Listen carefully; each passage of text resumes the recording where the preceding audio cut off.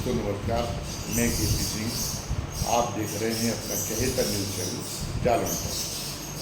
हमारे हर वीडियो को वो लोग तो देखते ही हैं जो हमारे सब्सक्राइबर हैं। हर बार कुछ ऐसे दर्शक होते हैं जो हमारे चैनल की ओर पहली बार मुखातिब हुए होते हैं और हमारा वीडियो देखने के बाद फिर उनकी जिज्ञासा होती है कि उनको हमारा हर वीडियो देखने को मिले। तो ऐसे अपने दर्शकों से पहली बार हमारा चैनल देख रहे दर्शकों से हमारा निवेदन है, गुजारिश है, विनती है कि वो हमारे चैनल को ज़्यादा से ज़्यादा संख्या में खुद भी लाइक करें, सब्सक्राइब करें और शेयर करें और साथ ही अपने मित्रों और परिजनों को भी जो है वो प्रेरित करें कि अधिक से अधिक संख्या में हमारे चैनल को लाइक, सब्सक्राइब और शेयर करने का काम करें।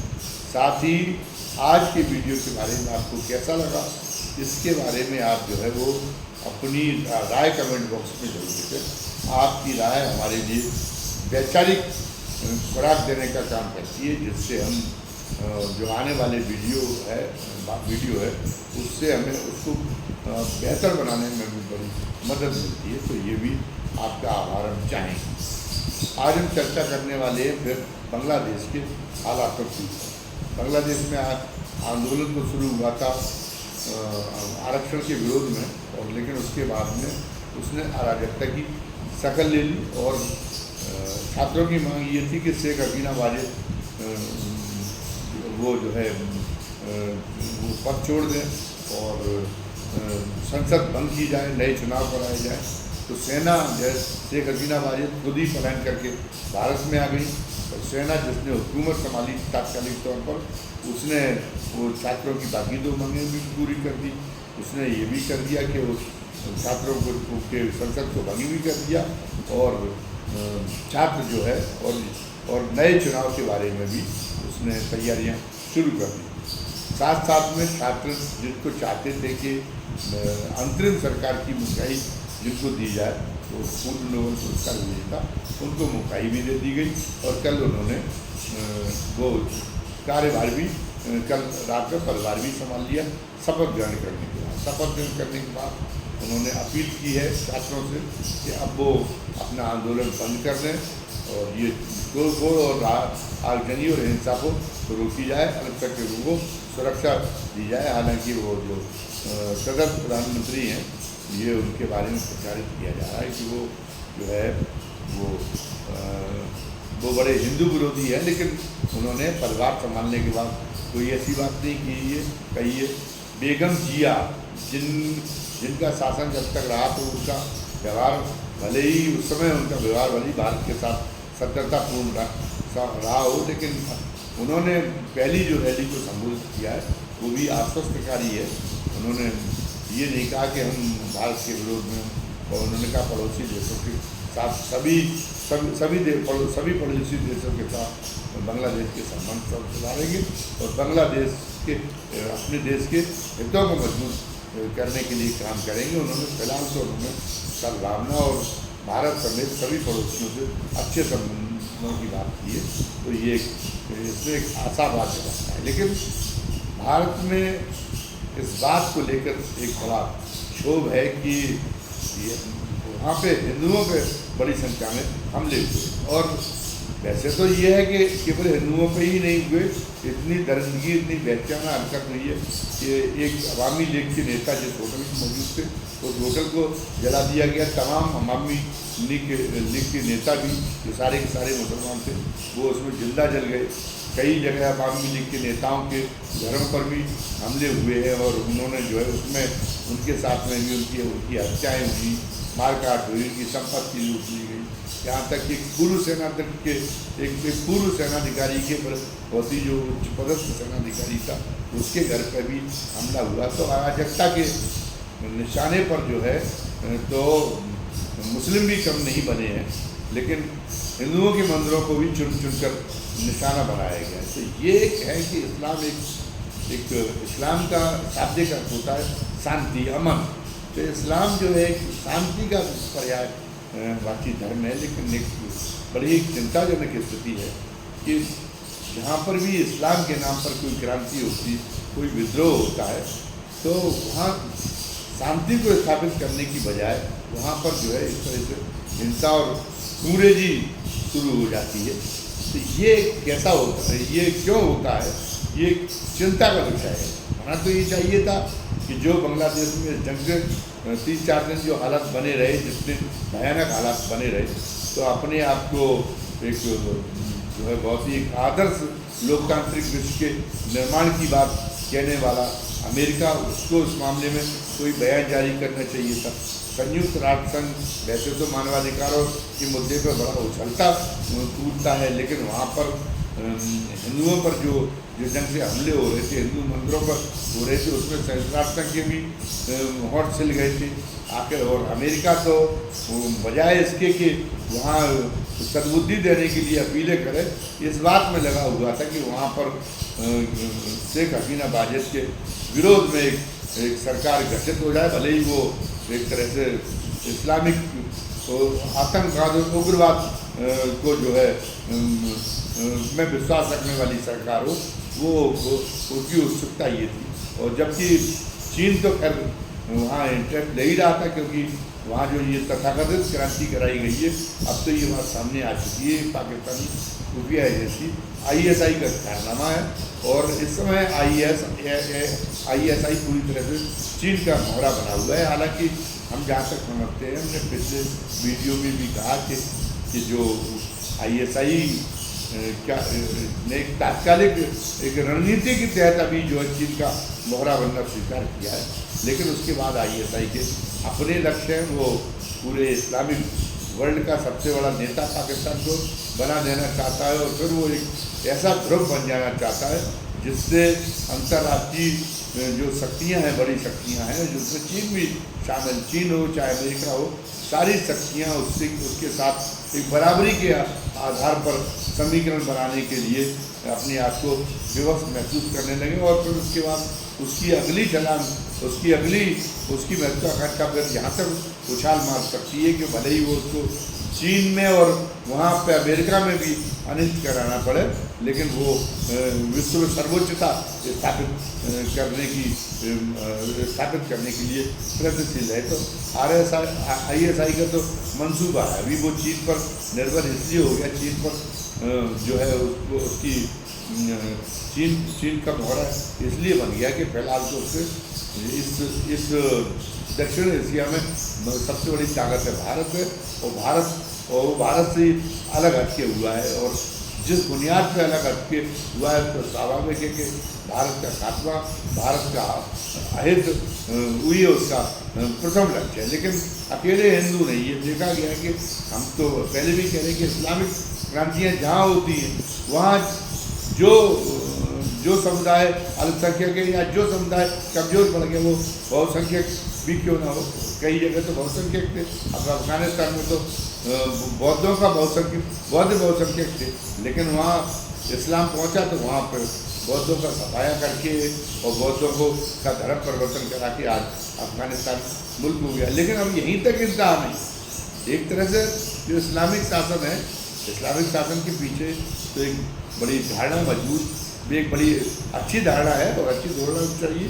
जैसा आपने कहा कि इस्लाम तो अमन का पर्याय है, तो अमन कायम होना चाहिए, खुशहाल दुनिया कायम होना चाहिए। लेकिन जो ये कर रहे हैं, ये इस्लाम के नाम पर ये भस्मासुर बने हुए लोग हैं, ये इस्लाम के नाम पे कर रहे हैं, इससे तो मुसलमानों तक के लिए खुशहाल स्थितियाँ पैदा नहीं हो पा रही। जहाँ पर भी इस्लामिक शासन है, वहाँ अन्य कौमों की तो बात छोड़ दीजिए, अन्य धर्मों की तो बात छोड़ दीजिए, वो जो है खुद मुसलमान ही आपस में लड़े मरे जा रहे हैं। वहाँ खुशहाल शासन कहाँ से आएगा? ये जो दारुल हरब की बात कही जाती है, दारुल उलूम की बात कही जाती है कि दारुल हरब को ख़त्म करके दारुल उलूम जब आ जाएगा तो एक बड़ा नैतिक शासन होगा, लेकिन ऐसा तो कहीं दिखाई नहीं दे रहा है। अब वहाँ जो है तालिबान कोई सर्वोच्च स्वीकारता थोड़ी है अफगानिस्तान में कई और तंजीमें, इस्लामिक तंजीमें वो तालिबान के खिलाफ मोर्चा खोले हुए। उधर ईरान को फिलहाल आज खबर आई कि सऊदी अरब ने समर्थन दे दिया है इजराइल के खिलाफ, इजराइल के विरुद्ध। लेकिन कुल मिला के ये कि वहाँ शिया और सुन्नी का झगड़ा है, तो इस्लाम में भी आयतुल्लाह खोमेनी, वहाँ ईरान में भी आयतुल्लाह खोमेनी ने एक इस्लामिक क्रांति की थी। तो इस्लामिक क्रांति की थी तो बाकी वहाँ पर जो है वो बाकी इस्लामिक देशों को OIC को पूरी को उसका समर्थन करना चाहिए था। लेकिन जो सुन्नी देश थे वो जो है उसको अपना शत्रु घोषित करने लगे और सुन्नियों ने उसको कोई समर्थन नहीं दिया, बल्कि ईरान का अहित करने की कोशिश की। सीरिया में भी इस्लामी तंजीमें आपस में ही लड़ रही हैं। तो ये एक अंधी लड़ाई, एक अंधा युद्ध, ये कोई धर्म हो अगर उसका काम क्या है वो कि वो जो है मानवता के जो मूलभूत सिद्धांत है उसका जो गुणधर्मी संस्था है, उसकी जो गुणधर्मी व्यवस्था है वो धर्म कहलाता है। अगर उसमें ये नहीं है तो फिर वो धर्म नहीं, वो शैतानियत है। तो इस्लाम में कई ऐसी बातें हैं जो मानवता के मूलभूत सिद्धांतों को मजबूत करने वाली है। लेकिन जिस ढंग से वो फंस गया, जिसमें अमेरिका भी एक का भी बड़ा योगदान रहा, और अमेरिका को वर्ल्ड ट्रेड सेंटर पर जब हमला हुआ तो उसका भुगतान भी भुगतना पड़ा, और अमेरिका के मित्र देशों को भी, जो पश्चिमी देश हैं उनको भी वो इस तरह से जो अंध इस्लामिक आतंकवाद है उसका भुगतान भुगतना पड़ रहा है। लेकिन फिर भी ये है कि उन्होंने कोई सबक नहीं लिया। पहले क्या हुआ कि पहले जो है अफगानिस्तान में कम्युनिस्ट शासन समाप्त करने के लिए मिस इंटरप्रिटेशन किया जिहाद का, जो इस्लाम में जो जिहाद का कंसेप्ट है उसकी जो है गुमराह करने वाली व्याख्या उसी ने कराई, और उसी ने उसामा बिन लादेन के सहयोग से अनपढ़ मौलवियों के जगह जगह मदरसे खुलवाए अफगानिस्तान के इलाके में और पाकिस्तान के सीमावर्ती इलाके में, जहाँ पे एक कबीलाई व्यवस्था लागू हुई, और उनके माध्यम से ये जिहाद का पूरी परिभाषा ही पलट। मोहम्मद साहब ने तो जिहाद का नारा इसलिए दिया था कि आपको ईमान के खिलाफ अगर काम करने के लिए मजबूर किया जाए तो पहले तो आप उसका विरोध करें और उसको किसी भी कीमत पर स्वीकार न करें। फिर अगर ये अपने आप को कमज़ोर पाते हैं तो अगर आप विरोध नहीं कर पा रहे तो मन से सहमत ना हो, और अगर आप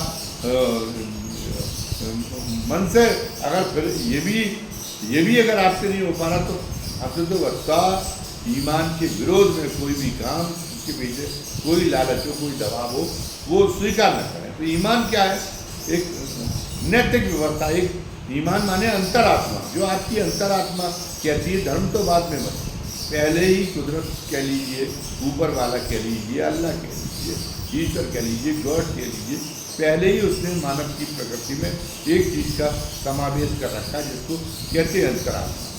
जो भी भ्रष्ट आचरण है, जो भी पापाचरण है, अंतरात्मा आपको उसको टोक देती, वो किसी भी धर्म का व्यक्ति हो, क्योंकि धर्म तो बाद में बने। पहले मुसलमान है, पहले वो इंसान है, वो हिंदू है, पहले इंसान है, और ईसाई है तो पहले वो इंसान है, बौद्ध है तो पहले वो इंसान है। तो उसको टोकने का काम करती है अंतरात्मा, गलत काम कर देती। तो वो अंतरात्मा जिसकी गवाही नहीं दे रही, जिसको काम करने को जिसको गवारा नहीं कर रही है, उस काम को करने के लिए किसी भी कीमत पर स्वीकार नहीं होना चाहिए। लेकिन क्या ऐसा हो रहा है? मुसलमान की भी अंतरात्मा वही अंतरात्मा है जो हिंदू की अंतरात्मा है। इस्लाम का भी संदेश ये है, मोहम्मद साहब का भी पैगाम ये है, लेकिन इसको पैगाम के खिलाफ काम हो रहा है। काम क्या होना चाहिए? काम जो है होना एक सबसे बड़ी मनुष्य के अंदर जो एक शैतानियत की प्रवृत्ति है, वो एक बुरी प्रवृत्ति है, गिरोहबंदी की बात। काम करना चाहिए उसूल को मजबूत करने का, चाहे राजनीतिक विचारधारा हो और चाहे वो धार्मिक विचारधारा। वो धीरे धीरे इससे भटक जाती है कि उसूल कहाँ से मजबूत हो। इस्लाम दारुल उलूम कब बनेगा, पूरी इस्लामिक विश्व कब बनेगा, या इस्लाम के सिद्धांतों के अनुसार एक खुशहाल एक जो है नैतिक विश्व कब बनेगा? जब इस्लाम की उसूलों को मजबूत करने का काम होगा। तो इस्लाम की आप पता चला कि आप ये शेयर बाजार की व्यवस्था है, ये ब्याज पर आधारित व्यवस्था है।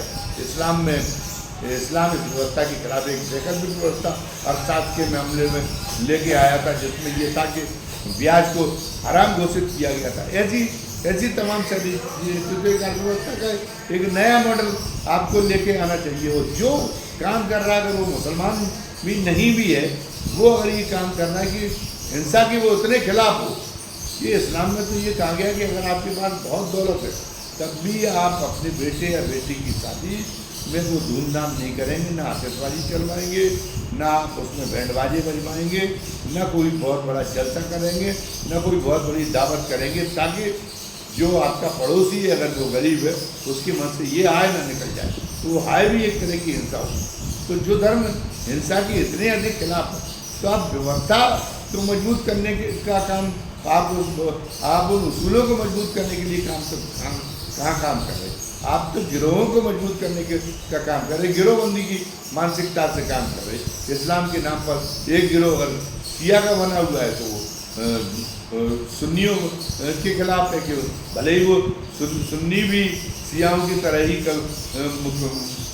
जो कुरान को अपनी सर्वोच्च किताब मानते हो, मोहम्मद साहब को पैगंबर मानते हो, वो जो है वो उसको भी जो शरीयत है उसको भी मानते हो, हदीस मानते हो, फिर भी आपस में वो एक दूसरे का सफाया करने में बहुत लगे हुए हैं। इसी तरीके से जो आतंकवादी गुट जो बने कि हम तो इस्लामिक शासन के लिए जिहाद करने के लिए आतंकवादी गुट बनाए हुए, तो फिर आपस में क्यों झगड़ रहे? और जिहाद का आह्वान कौन देता है? कश्मीर में चले आते ISI के मोहरा बन के, वो लोग कौन लोग जिहाद का तो व्यवस्था है इस्लाम में कि जिहाद का जो नारा है वो राज्य देती, जहाँ पर उसको धर्म का पालन नहीं किया जा रहा है, स्टेट को हुकूमत देती है।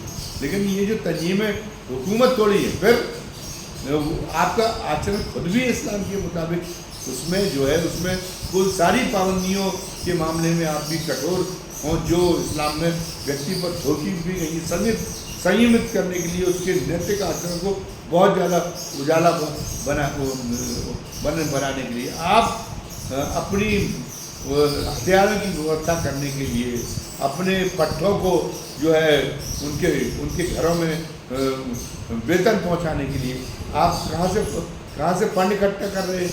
सब जानते हैं कि ये इस्लामिक तंजीमें फंड इकट्ठा कर रही हैं नशीले पदार्थों का व्यापार से, जबकि नशीले पदार्थों का व्यापार इस्लाम में हर दर्जे का हराम कार्य है। तो आप तमाम सारी ऐसे काम कर रहे हैं जो और ये कह रहे हैं कि हम तो जो है इस्लामिक व्यवस्था के लिए जिहाद कर रहे हैं, तो तमाम सारे जो है ऐसा काम कर रहे हैं जो पूरी तरह से इस्लामिक मूलभूत उसूलों के लिए कायम है, मूलभूत उसूलों के खिलाफ है। ये हिंसा और ये बर्बरता ये सारी के सारे मूलभूत इस्लाम के और मानवता के मूलभूत सिद्धांतों के खिलाफ है। एक तरफ कहानी सुनाई जाती है कि मोहम्मद साहब तो एक जगह से जहाँ गुजरते थे तो एक औरत गाली देती हुई उनके ऊपर कूड़ा फेंक देती थी।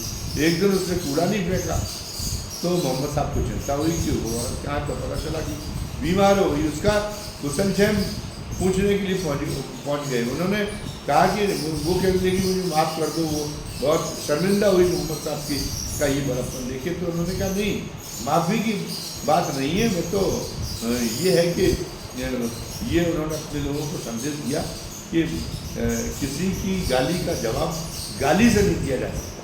तो जो जहाँ इतने ऊंचे उसूल हो वहाँ पर आप मारकाट की बात कर रहे हैं, और ये जो है ये इस्लाम को इस जो गलीज में फंस गया है, जो तथाकथित इस्लाम, इस गलीज को बांधने की ज़रूरत है।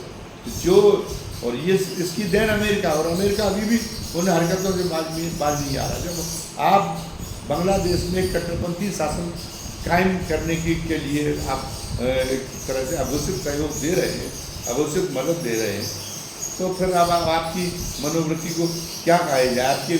आपके लिए मानवाधिकारों की बात आपके द्वारा जो की जाती है वो एक लफाजी है। आप विस्तारवाद के लिए मानवता का किसी भी सीमा तक गला घोंटने को उतारू है। वरना जो ग्लोबल ट्रेड सेंटर पर जो हमला हुआ था उसके बाद में CIA ने एक अलग से अपनी विंग बनाया था जो इस्लाम की उदार व्याख्याओं को प्रसारित करने का एक काम था। लेकिन जैसे ही वो खतरा टला आपके ऊपर आतंकवाद का, हालांकि पूरे में नहीं टला, फिर फ्रांस अभी भी सामना कर रहा है, डेनमार्क अभी भी सामना करना है। आपने उसको जो है आपने उस उद्देश्य से अपना ध्यान बता लिया।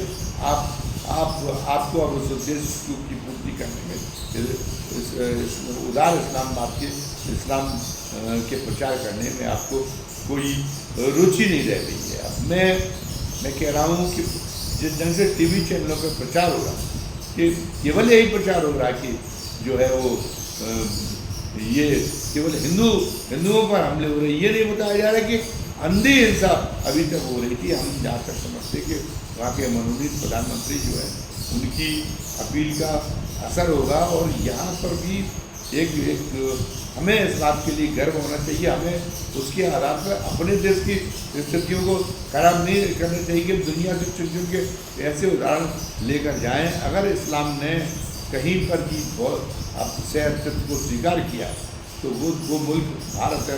हमें इसमें गर्व होना चाहिए। कुछ जो मुग़लों जैसे इस्लामिक जो राजवंश रहे, जिन्होंने हुकूमत कायम की, उन्होंने रास्ता बदला है। उन्होंने पूरे हिंदुओं का सफाया करने के लिए उन्होंने एक ऐसी परंपरा बनाई, ऐसी संस्कृति का विकास करने की कोशिश की जो एक मिली जुली संस्कृति का एक नायाब नमूना बन सके। वरना तो स्थिति ये है कि आज अगर पाकिस्तान और बांग्लादेश में रहीम जो रसखान जो किस्मती के पद गाते थे, रहीम जो तमाम सारे हिंदू धर्म के लोग आते थे और बड़े ऊंचे ओहदों पे थे मुग़ल बादशाहों के, उनका कत्लेआम हो जाता, किसी की दम नहीं है। लेकिन हिंदुस्तान का जो इस्लाम है उसमें जो पाकिस्तान का बंटवारा हुआ वो तो अंग्रेज़ों की सुनियोजित के षड्यंत्र का नतीजा था। उन्होंने कुछ पिट्ठू मुसलमान तैयार किए, तो हिंदुओं में भी कुछ पिट्ठू तैयार करने की फिराक में रहे थे। इसीलिए उन्होंने राजाओं को आज़ाद कर दिया था कि तुम्हारी मर्जी हो तो तुम हिंदुस्तान संघ में शामिल हो, वरना तुम अपना एक खुदमुख्तार स्टेट की घोषित करो। तो इस बात का इंतजाम करके जाना चाहते थे कि हिंदुस्तान कई जो है उसमें कई हिस्सों में बट जाए, कई हिस्सों में इतना बड़ा एक मुल्क न रह पाए। तो उसके पीछे अंग्रेज़ों की पूरी एक चाल थी। लेकिन उसके बाद में भी जो काम हुआ वो यहाँ एक सह संस्कृति और दूसरी फ्रांस की तरह की यहाँ स्थिति भी नहीं है कि फ्रांस में जो अगर वहाँ पे इस्लामिक उग्रवादी पनप रहे तो वो अफ्रीकन अप्रवासी लोग हैं, उन्हें भगाया जा सकता है फ्रांस को। लेकिन यहाँ तो आपके अपने ही लोग हैं जो कन्वर्ट हो गए, वो जो हिंदू है वो मुसलमान है, वो जो है वो कहीं और जा भी नहीं सकते, क्योंकि वो उनकी जो जिस भौगोलिक वातावरण में जिस पर्यावरण में रहने की उनकी आदत है वो दूसरी जगह कैसे जा सकती है। तो तरीका ही वही है, एक प्रस्थान बिंदु है जो मुग़लों का शासन था।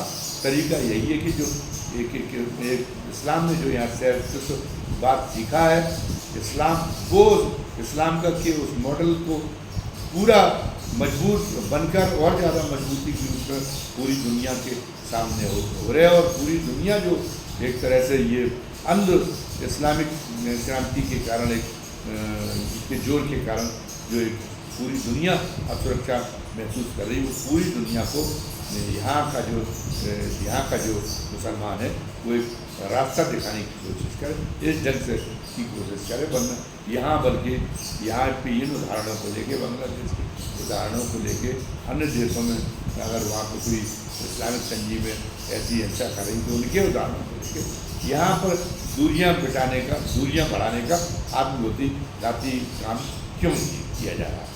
आज की वीडियो में बस इतना ही। धन्यवाद। जय हिंद, जय भारत।